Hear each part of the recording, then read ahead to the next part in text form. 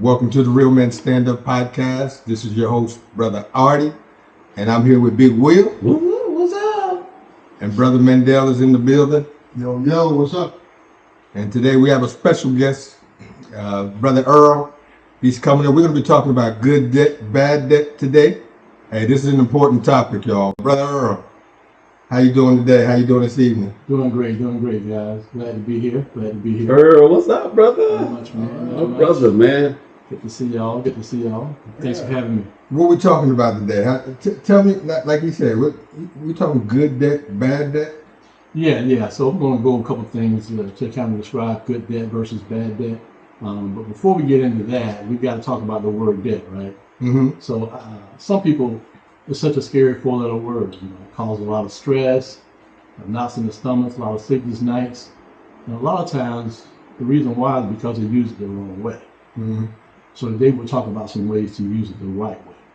So what is debt? Debt is basically borrowing money from a business or a person or even sometimes the government that you agree to pay back at a later date with interest. Okay. And the key word is interest. So you're not going to borrow people's money for free.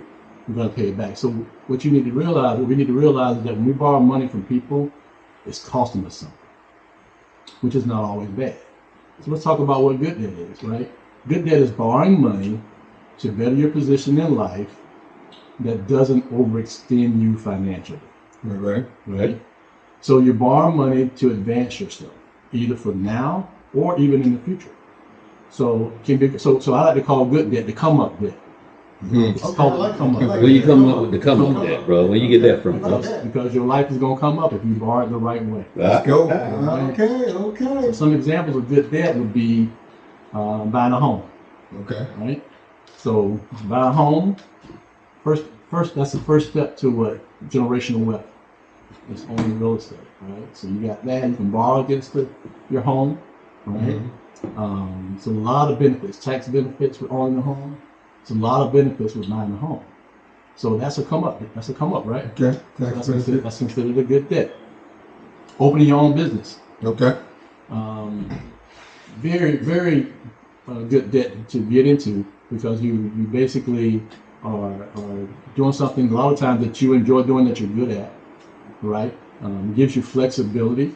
You can spend time with your family more, Mm-hmm. And then if you do really well, of course, you can leave that as an inheritance as well for your children. So opening a business is another come up, right? Sure.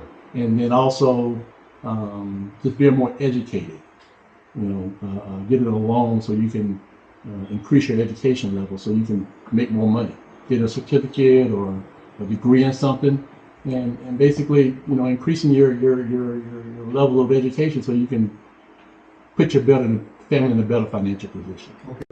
So just to review, good debt is what? Borrowing money to better your position in life, Gotcha. but it doesn't overextend you financially.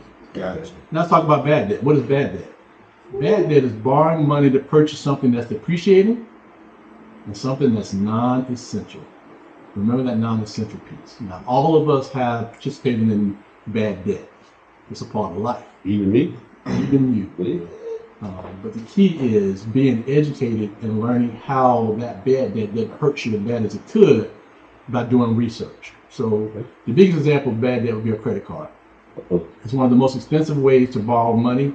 And the reason why is because of daily interest based on your balance and the interest, the APR. The average APR is 17% on credit cards. And what happens with credit cards, we think we got a $5,000 limit, we're trying to get there. So we everything goes on the credit card and we never evaluate if it's a good debt or a bad debt.